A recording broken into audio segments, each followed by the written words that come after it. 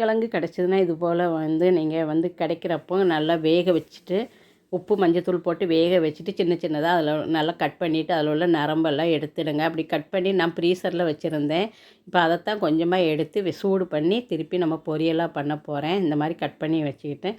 இப்போ இதை ஒரு பாத்திரத்தில் தண்ணி ஊற்றி தண்ணி நல்லா கொதித்ததும் ஒரு காய் வடிகட்டி மாதிரி இந்த மாதிரி இருந்ததுன்னா இதில் போட்டு நீங்கள் வேக வச்சுக்கோங்க. ஒரு 10 நிமிஷத்தில் அப்படியே சூடாகிக்கும். ஏன்னா ஏற்கனவே வெந்தது தான். நல்லா ஆறுனதுக்கப்புறம் மிக்சியில் போட்டு கொஞ்சம் பவுட்ரு பண்ணிக்கோங்க. ரொம்பவும் வலுவலுன்னு இல்லாமல் கொஞ்சம் குறப்பாக பண்ணிக்கோங்க. இப்போ எண்ணெய் ஊற்றி தேங்காய் ஊற்றி தாளிங்க, நல்லாயிருக்கும். கடுகு, உளுந்தம்பருப்பு, காஞ்ச மிளகா, ஒரு பெரிய வெங்காயம், கருவேப்பிலை போட்டு நல்லா வதக்கிக்கோங்க. இப்போ இது தேங்காய் அரைச்சிக்கலாம். தேங்காய் 2 துண்டு தேங்காய், 5 சின்ன வெங்காயம், 2 பல் பூண்டு, கொஞ்சமாக ஜீரகம், பச்சை மிளகா, காஞ்ச மிளகா, இது கருவேப்பிலை. இப்போ இங்கே நல்லா வதங்கிடுச்சு. பெருங்காயத்தூள், மஞ்சத்தூள் போட்டு நல்லா வதங்கினதுக்கப்புறம் இது கூட இந்த மாதிரி குறப்பாக அரைச்சி வச்சது, நம்ம தேங்காய் அரைச்சி வச்சது எல்லாத்தையுமே போட்டு அப்படியே நல்லா கலந்து விட்டுக்காங்க.